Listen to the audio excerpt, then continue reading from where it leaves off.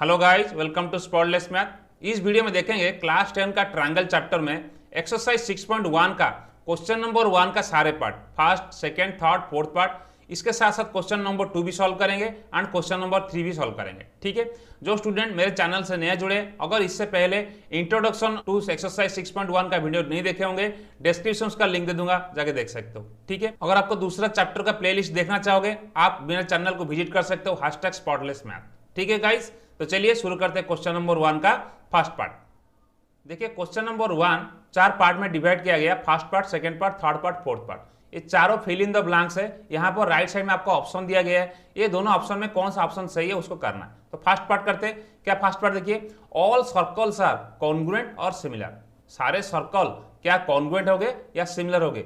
देखिए इसको समझने के लिए मैं एक एग्जांपल लेता हूं। मान लीजिए मैंने C1 सर्कल लिया, यहाँ पर ये C1 सर्कल है और एक सर्कल मैंने लिया C2। अच्छा देखिए ये दोनों सर्कल है, दैट मीन्स ये दोनों का शेप सेम है बट साइज अलग अलग है। C1 छोटा सर्कल है, C2 बड़ा सर्कल है। तो आपको सिमिलर होने के लिए क्या प्रॉपर्टी होना चाहिए? सिमिलर होने के लिए दोनों का शेप सेम होना चाहिए बट साइज उनका क्या होना चाहिए? अलग अलग होना चाहिए, डिफरेंट होना चाहिए। यहाँ पर देखिए दोनों का शेप सेम है, साइज अलग अलग है, दैट मीन्स दो सर्कल क्या होगा? सिमिलर होगा। बट कॉन्ग्रुएंट के लिए क्या रूल है? कॉन्ग्रुएंट के लिए दोनों का शेप सेम होना चाहिए, साइज भी सेम होना चाहिए। ठीक है, यहां पर देखिए साइज तो सेम नहीं, अलग अलग है, that means C1 similar to circle C2। तो इसी एग्जांपल से हमको समझ में आ रहा है ऑल सर्कल्स आर सिमिलर। तो अब आंसर क्या होगा? यहां पर आंसर होगा सिमिलर। ठीक है, तो मैंने यहां पर लिख सकता हूं, आप लोग लिख सकते हो ऑल सर्कल्स आर सिमिलर। आपका ये आंसर है। ठीक है, तो चलिए सेकंड पार्ट करते हैं। सेकंड पार्ट क्या बोल रहा है देखिए, ऑल स्क्वायर्स आर सिमिलर और कॉन्ग्रुएंट। सारे स्क्वायर क्या सिमिलर होंगे या कॉन्ग्रुएंट होंगे। इसको सॉल्व करने के लिए हम लोग एग्जाम्पल लेते हैं, एग्जाम्पल से हमको बेहतर समझ में आएगा। तो चलिए मैंने यहाँ पर एक ABCD एक स्क्वायर लिया और एक स्क्वायर लिया PQRS। अच्छा ये दोनों स्क्वायर में कुछ अंतर दिख रहा है आपको? देखिए जो पिंक कलर का स्क्वायर है ABCD वो छोटा स्क्वायर है और PQRS स्क्वायर हमारा बड़ा स्क्वायर है। देखिए दोनों का शेप सेम है, दोनों स्क्वायर है बट दोनों का साइज अलग अलग है। सिमिलर होने के लिए क्या प्रॉपर्टी होता है? सिमिलर होने के लिए दोनों का शेप सेम होगा और साइज अगर अलग होगा दैट मीन्स दोनों पॉलीगॉन हमारा सिमिलर होंगे। बट अगर कॉन्ग्रुएंट का बात करोगे दोनों का शेप सेम होगा और साइज भी सेम होगा। तो यहाँ पर हमको स्पष्ट दिख रहा है कि दोनों का सेम शेप है बट डिफरेंट साइज है। दैट मीन्स आप बोल सकते हो ऑल स्क्वायर्स आर सिमिलर। तो आपका आंसर क्या होगा यहाँ पर? सेकेंड पार्ट का यहाँ पर आपका आंसर होगा similar, all squares are similar. ठीक है, समझ में आ गया। चलिए हम लोग थर्ड पार्ट अभी करते हैं। तो थर्ड आई क्या बोल रहा है देखिए, all dash triangles are similar. यहाँ पर ऑप्शन दिया आइसोस्केल्स और इक्विलेटरल। क्या सारे आइसोस्केल्स ट्रायंगल सिमिलर होंगे या क्या सारे इक्विलेटरल ट्रायंगल सिमिलर होंगे? देखिए इसी क्वेश्चन को सॉल्व करने के लिए हम लोग एक एग्जांपल लेंगे, एग्जांपल से हमको बेहतर समझ में आएगा। मान लीजिए मैंने ABC एक आइसोस्केल्स ट्रायंगल्स लिया जिसका AC के साथ BC इक्वल होगा। आइसोस्केल्स ट्रायंगल्स किसको बोलते हैं? अगर कोई ट्रायंगल में दो साइड इक्वल है तो उसको हम लोग क्या बोलते हैं? आइसोस्केल्स ट्रायंगल्स बोलते हैं। सिमिलरली और एक ट्रायंगल मैंने लिया PQR। ठीक है, यहाँ पर PR के साथ QR इक्वल है। ध्यान दीजिए दो ट्रायंगल लिया मैंने, दोनों आइसोस्केल्स ट्रायंगल है। अच्छा बताइए ट्रायंगल ABC हमारा क्या है? आइसोस्केल्स ट्रायंगल से। तो in triangle ABC AC equal to BC, क्योंकि दोनों क्या है? इक्वल है आइसोस्केल्स ट्रायंगल से। अगर दोनों साइड इक्वल होगा, दोनों साइड का सामने वाला एंगल इक्वल होता है, आपको पता है। दैट मींस AC का सामने वाला एंगल B एंगल इक्वल होगा किसके साथ? BC का सामने वाला एंगल A एंगल के साथ। क्लियर हो रहा है? अच्छा, सिमिलरली ट्रायंगल कौन सा हमारा? PQR। ओके, ट्रायंगल PQR में देखिए क्या है? PR इजिकल टू हमारा QR, दोनों इक्वल है। अच्छा PR का सामने वाला एंगल क्या है? PR का सामने वाला angle Q angle. That means आप लिख सकते हो Q angle equal to P angle. Q angle ये वाला और P एंगल ये वाला। ठीक है, तो P एंगल के साथ इक्वल है। देखिए ये दोनों ट्रायंगल में दोनों साइड इक्वल है, दोनों साइड का सामने वाला एंगल भी इक्वल हो गया। अच्छा, सिमिलर होने के लिए क्या प्रॉपर्टी है? कोई भी पॉलीगॉन को देख के सिमिलर नहीं बोल सकते हो। सिमिलर होने के लिए कुछ प्रॉपर्टी है, कुछ रूल है। क्या रूल है? जब उन दोनों का कॉरस्पॉन्डिंग एंगल इक्वल होगा और कॉरस्पॉन्डिंग साइड का रेशियो भी इक्वल होगा। यहाँ पर A एंगल का कॉरस्पॉन्डिंग एंगल क्या है? P angle. देखिए यहाँ पर A angle is not equal to P angle. यहाँ पर लिख सकते हो आप लोग A angle is not equal to P angle. Simple एक ही बात है। अगर A angle is equal to P angle नहीं है तो आप उसका आगे जाने का जरूरत नहीं, क्योंकि कॉरस्पॉन्डिंग एंगल इक्वल नहीं है। दैट मीन्स ये दोनों ट्रायंगल क्या होगा? सिमिलर नहीं होंगे। समझ में आ रहा है? अभी हम लोग चेक कर लिया all isosceles triangles are not similar. अभी हम लोग देखेंगे क्या all equilateral triangles are similar और नॉट। ठीक है, इसको सॉल्व करने के लिए हम लोग एक एग्जांपल लेते हैं, एग्जांपल से आपको बेहतर समझ में आएगा। मान लीजिए मैंने एक ट्रायंगल ए बी सी, एक इक्वलेटेड ट्रायंगल लिया, और इक्वलेटेड ट्रायंगल में क्या होता है, सारे साइड इक्वल होता है और सारे एंगल भी इक्वल होता है। A B is equal to B C is equal to A C, सारे साइड इक्वल है और सारे एंगल भी हमारा इक्वल है। ए बी सी हमारा क्या है, इक्वलेटेड ट्रायंगल है। अच्छा, और एक इक्वलेटेड ट्रायंगल में लिया ट्रायंगल डी ई एफ, ये भी एक इक्वल ट्रायंगल है। यहाँ पर डी ई के साथ ई एफ इक्वल है और डी एफ भी इक्वल है, और ये सारे एंगल हमारा क्या है, इक्वल है, क्योंकि ये क्या है, इक्वलेटेड ट्रायंगल। समझ में आ गया, दोनों मैंने इक्वलेटेड ट्रायंगल ले लिया। और इक्वलेटेड ट्रायंगल आपको पता है सारे साइड इक्वल होता है और सारे एंगल इक्वल होता है और सारे एंगल का वैल्यू कितना होता है, 60 डिग्री होता है, ये आपको पता है। अच्छा, यहाँ पर ट्रायंगल ए बी सी, ये क्या है, इक्वलेटेड ट्रायंगल है। यहाँ पर मैं लिखा A B is equal to B C is equal to A C, that means A angle is equal to B angle is equal to C angle. आप लिख सकते हो इक्वलेटेड ट्रायंगल में सारे एंगल कितना होता है, 60 डिग्री होता है। Similarly triangle D E F, ये भी हमारा इक्वलेटेड ट्रायंगल है। यहाँ पर क्या कैसे बन रहा है, D E is equal to E F is equal to F E, ये क्या है, सारे साइड इक्वल है। दैट मीन्स लिख सकते हो D angle is equal to E angle is equal to F angle is equal to कितना degree, 60 degree. Clear हो रहा है बात। अच्छा, अभी हम लोग क्या चेक करेंगे, क्या triangle ABC similar to triangle DF. अच्छा, सिमिलर कब हो गए, जब दोनों का कॉरस्पॉन्डिंग एंगल्स इक्वल होगा और कॉरस्पॉन्डिंग साइड का रेशियो इक्वल होगा।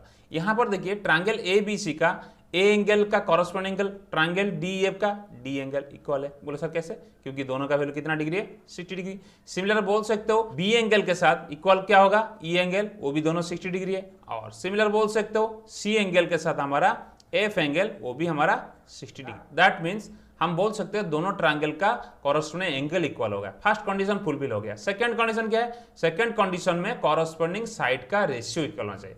अच्छा, मान लीजिए ट्रायंगल ए बी सी में ये सारे वैल्यू 1 यूनिट है, ठीक है, ए बी 1 बी सी 1 ए सी 1, ये सारे 1 यूनिट है, क्योंकि ये क्या है, इक्वल ट्रायंगल है, तो सारे साइड इक्वल होगा। सिमिलरली मान लीजिए ट्रायंगल डी एफ में ये सारे साइड क्या है, 2 है।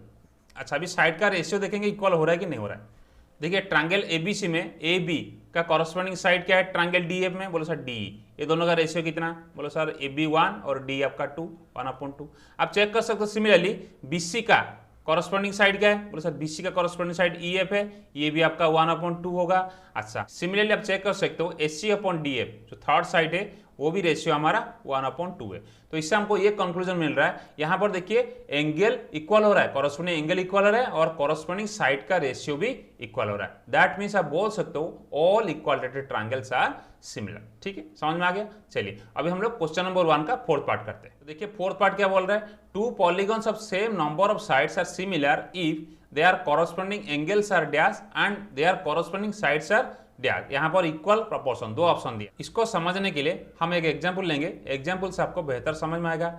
मान लीजिए मैंने एक ए बी सी डी एक रेक्टेंगल लिया और एक रेक्टेंगल लिया P Q R S, 2 rectangle लिया।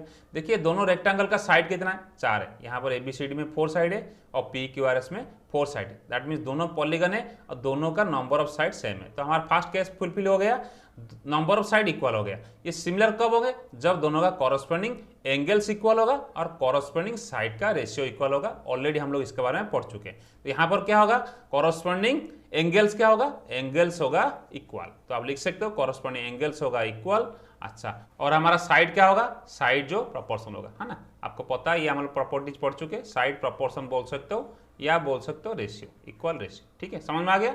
तो यहाँ पर आंसर क्या होगा, 2 polygons of the same number of sides are similar if their corresponding angles are equal and their corresponding sides are proportion या रेशियो बोल सकते हो। ठीक है, समझ में आ गया। अभी हम लोग क्वेश्चन नंबर 2 करेंगे। क्वेश्चन नंबर 2 क्या बोल रहा है, देखिए give 2 different examples of pair of similar figures and non similar figures. 2 example आपको देना है पेयर ऑफ सिमिलर फिगर का और नॉन सिमिलर फिगर का। तो सॉल्यूशन चलते, सॉल्यूशन क्या हो रहा है, देखिए यहाँ पर लिखा है 2 different examples of similar figures are. अच्छा, अभी हम लोग किया था क्या, 2 इक्वलेटेड ट्रायंगल हमेशा क्या होते हैं, सिमिलर होते। तो आप लिख सकते हो पेयर ऑफ इक्वलेटेड ट्रायंगल। अच्छा, क्वेश्चन नंबर 1 में फर्स्ट पार्ट हम लोग किया था 2 सर्कल, पेयर ऑफ सर्कल भी हमारा सिमिलर होते। तो आप लिख सकते हो पेयर ऑफ सर्कल। क्लियर हो गया।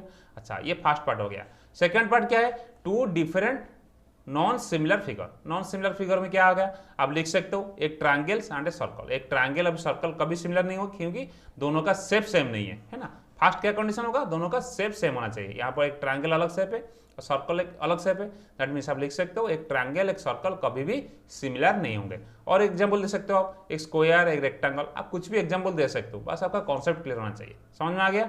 अच्छा, अभी हम लोग क्या करेंगे, क्वेश्चन नंबर 3 करेंगे। तो चलिए क्वेश्चन नंबर 3 करते हैं। क्वेश्चन नंबर 3 क्या बोल रहा है, देखिए, state whether the following quadrilaterals are similar और नॉट। यहाँ पर दो क्वाड्रिलेटर दिया गया है, हमको देखना है क्या दोनों क्वाड्रिलेटर सिमिलर होंगे या नहीं होंगे। कोई भी दो पॉलीगन या दो क्वाड्रिलेटरल कब सिमिलर बनेंगे, जब उनका कॉरस्पॉन्डिंग एंगल इक्वल होगा और कॉरस्पॉन्डिंग साइड का रेशियो इक्वल होगा। देखिए PQRS जो क्वाड्रिलेटरल है, यहाँ पर सारे साइड 1.5 सेंटीमीटर है, ठीक है, समझ में आ गया। यहाँ पर एंगल कुछ दिया नहीं, बट ABCD जो क्वाड्रिलेटरल दिया गया, यहाँ पर सारे साइड इक्वल है, 3 सेंटीमीटर है, बट सारे एंगल भी इक्वल है 90 डिग्री। दैट मीन्स ये बोल सकते हो स्क्वायर है, बट इसको आप स्क्वायर नहीं बोल सकते हो, यहाँ पर एंगल 90 डिग्री नहीं दिया है। दैट मीन्स आपको बोल सकते हो दोनों का शेप अलग हो गया। ये एक तो ABCD स्क्वायर हो गया, बट PQRS स्क्वायर नहीं है, कुछ भी हो सकता है, यहाँ पर रोम्बस हो सकता है ना।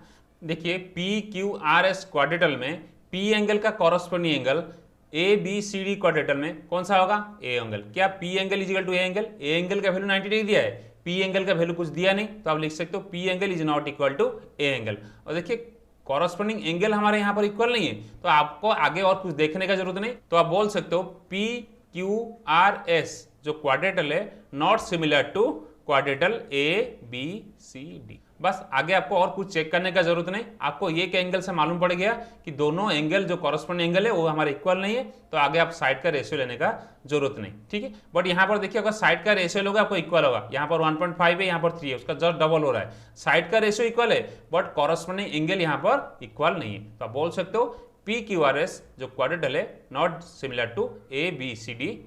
ठीक है बच्चों, समझ में आ गया। फिर भी कोई समस्या कोई स्टेप आपको समझ में नहीं आ रहा है, जरूर मुझे कमेंट सेक्शन में लिखिए। अगर आपको वीडियो अच्छा लगा तो चैनल को जरूर सब्सक्राइब करिए, बेल आइकन को जरूर दबाइए ताकि आपको डेली नोटिफिकेशन मिलता रहे। इसके बाद हम लोग एक्सरसाइज 6.2 का इंट्रोडक्शन करेंगे, जरूर देखिएगा। तब तक पढ़ते रहिए, खुश रहिए, बाय बाय।